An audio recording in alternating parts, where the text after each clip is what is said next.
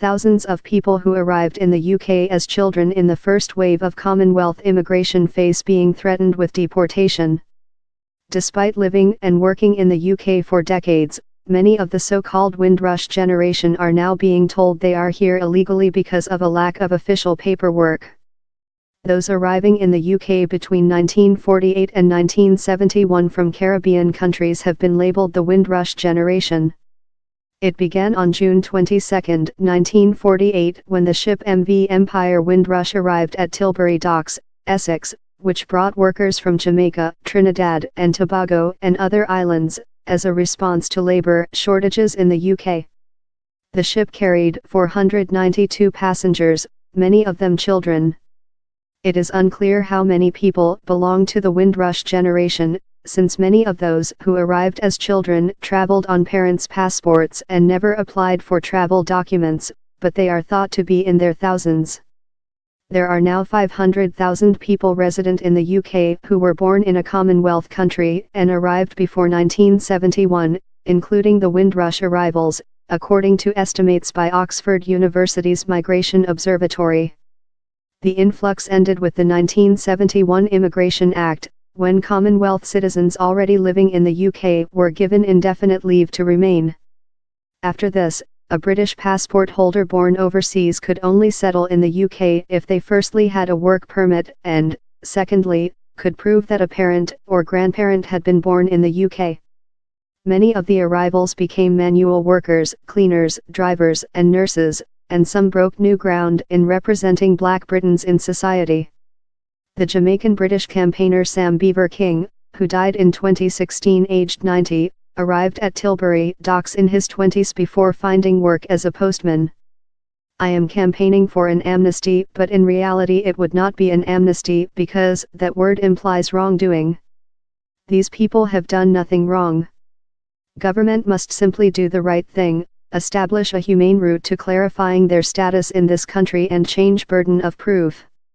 He later became the first black mayor of Southwark in London. The Labour MP David Lemmy, whose parents arrived in the UK from Guyana, describes himself as a proud son of the Windrush. The Home Office did not keep a record of those granted leave to remain or issue any paperwork confirming it, meaning it is difficult for Windrush arrivals to prove they are in the UK legally. Because they came from British colonies that had not achieved independence, they believed they were British citizens. International Development Secretary Penny Mordaunt said there was absolutely no question of the Windrush generation's right to remain. She told Newsbay Radio 4's Today program, "People should not be concerned about this, they have the right to stay and we should be reassuring them of that."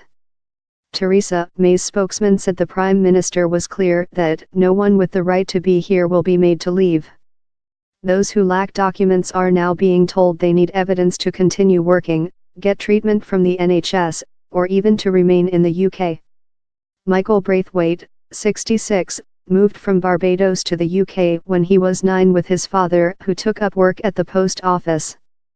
But last year, when he was working as a special needs teaching assistant, he was let go because he couldn't provide proof of his legal living status. The Guardian newspaper has highlighted a number of cases of such people being threatened with deportation.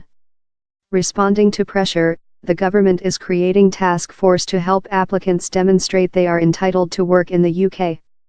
It aims to resolve cases within 2 weeks of evidence being provided.